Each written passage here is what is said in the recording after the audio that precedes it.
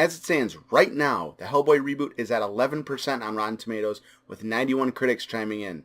Is their warning heaven sent, or can they just go right to hell? Let's get into it.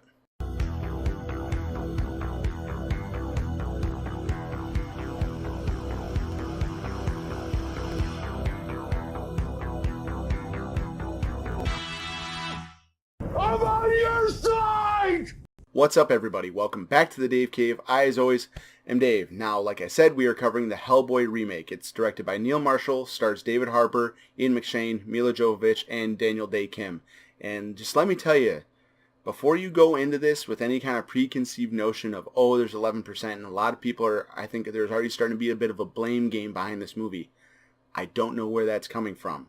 And we're about to get into that right now. So, I went into this movie a bit of a skeptic, not really thinking it's going to be anything amazing, but also having love for the original that in 2004 and then the follow-up with The Golden Army.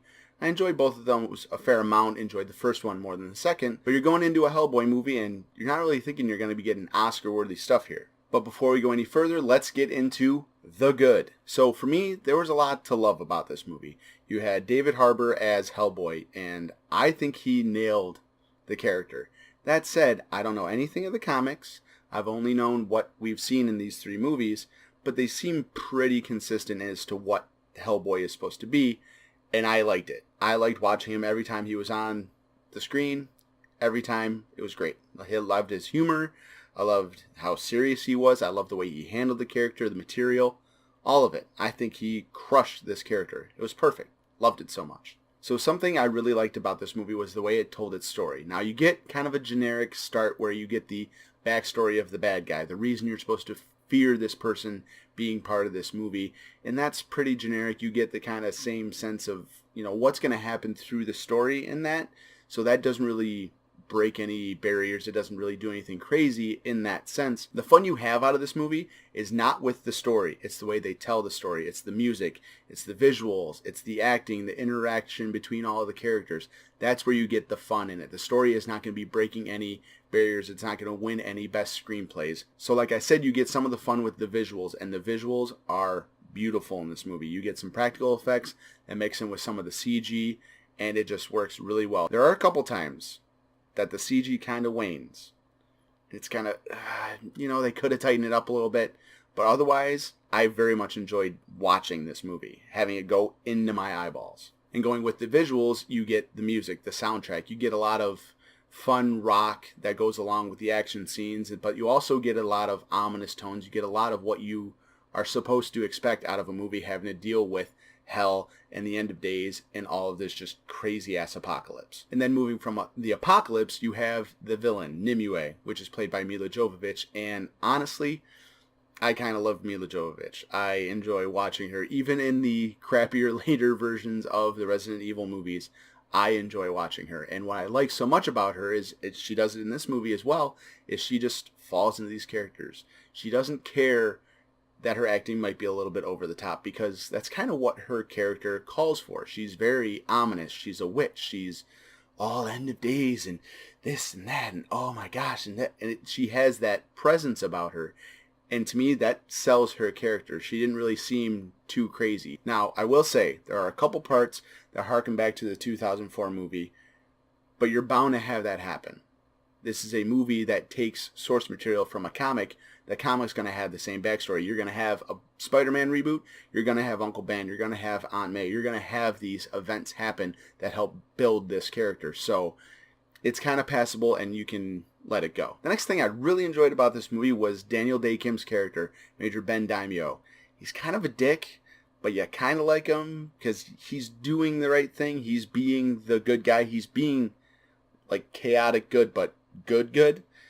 But he's a dick about it, so you kind of want to hate him, but you'll end up loving him. And for that matter, Ian McShane as Professor Broom. I enjoyed his performance a lot. I don't think there was a character in this movie that I didn't like. Even the bad guys. I liked watching these characters. I enjoyed what they brought to the movie. Nobody seemed too much like the other character. Everybody seemed to fit their parts very well. Now, stepping back a minute to visuals, you get these demons and these characters that are otherworldly, that are supernatural, and the way they're all handled is beautifully done.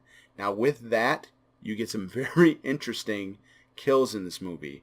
We are going to get to those. But before we get to the ugly, the kills, we gotta talk about some bad. Now, like I said, the fact that the story was pretty generic, that kind of brings the movie down a little bit. But you're going into a Hellboy movie. You're not expecting to go into this, to be blown away. I understand that this is a beloved comic. This is a beloved character.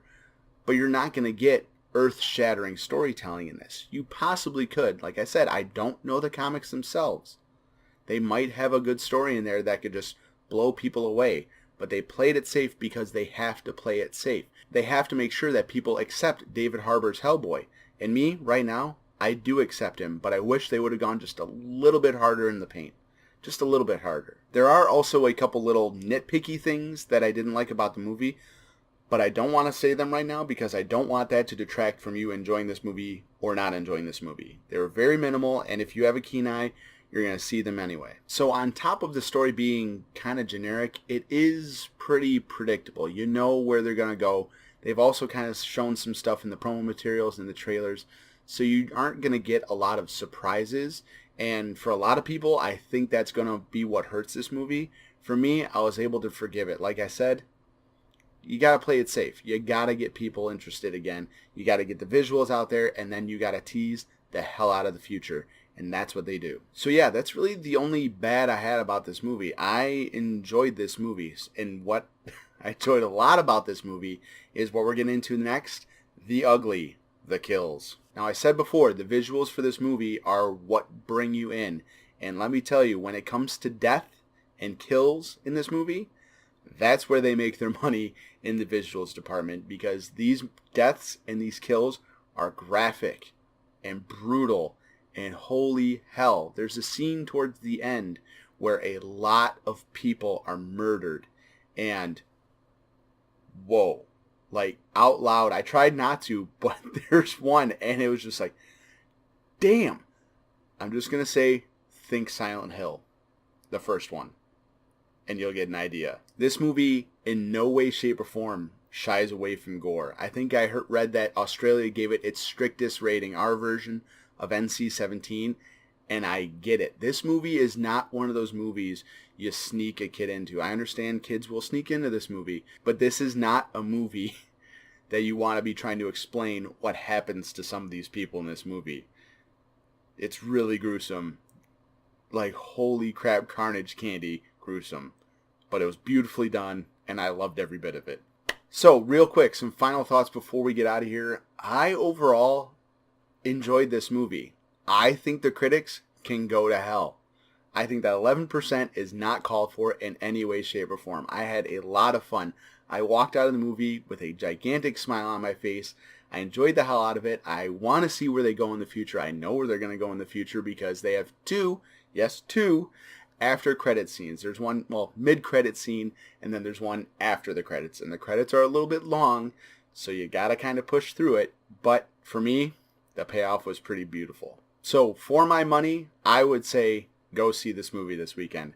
I had a lot of fun with it. If you go into it expecting just to have a popcorn kind of film that's going to have a lot of blood and a lot of guts and a lot of gore and some crazy, extraordinary things in it, you're going to have a good time. Just let it happen to you. I fully 100% expect to put Hellboy on that wall someday.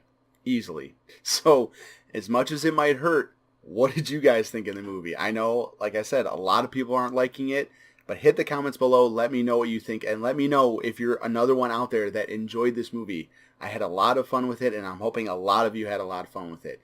Hit the comments below, and let me know what you thought, and what you think of that after credits scene. We're going to stay out of spoilers in this, but in the comments below, look out, because we're going to get into it.